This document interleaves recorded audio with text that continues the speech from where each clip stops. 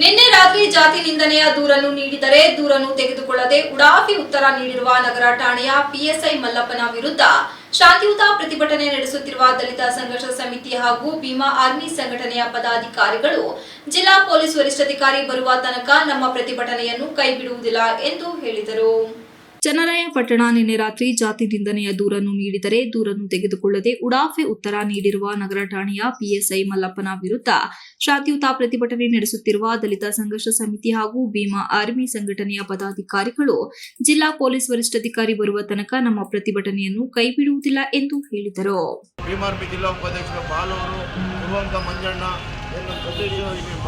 ಮಧು ದಡಗಟ್ಟ ಎಲ್ಲ ಸೇರಿ ನಾವು ಆ ನಾಮಫಲಕ ಹಾಕಿರೋ ಸ್ಥಳಕ್ಕೆ ಹೋಗಿ ಸ್ಥಳ ವೀಕ್ಷಣೆ ಮಾಡಿದ್ವಿ. ಅದು ಯಾರೋ ಮನೆ ಆಸ್ತಿಗೆ ಹಾಕಿರೋದಲ್ಲ, ಸಾರ್ವಜನಿಕ ರಸ್ತೆಗೆ ಹಾಕಿರೋದು.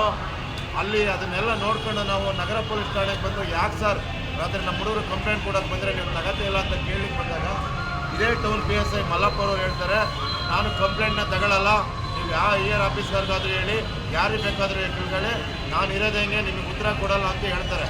ಆ ಕಾರಣಕ್ಕಾಗಿ ನಾವು ಯಾರ ಬಳಿ ನ್ಯಾಯ ಕೇಳಬೇಕು? ER ಆಫೀಸರ್ ಬರಲಿ ಇಲ್ಲಿಗೇನೆ. ಹಾಗಾದರೆ ನಾಗರಿಕರು ಸಾರ್ವಜನಿಕರು ಬಂದರೆ ಕಂಪ್ಲೇಂಟ್ ತಾಳಕ್ಕೆ ನಗರ ಪೊಲೀಸ್ ಠಾಣೆಯಲ್ಲಿ ಅವಕಾಶ ಇಲ್ವಾ?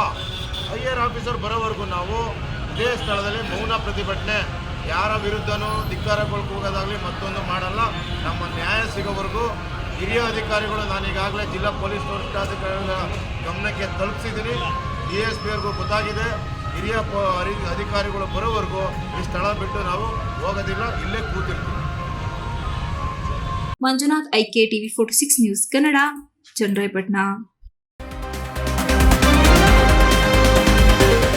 You are watching TV46 News Kannada.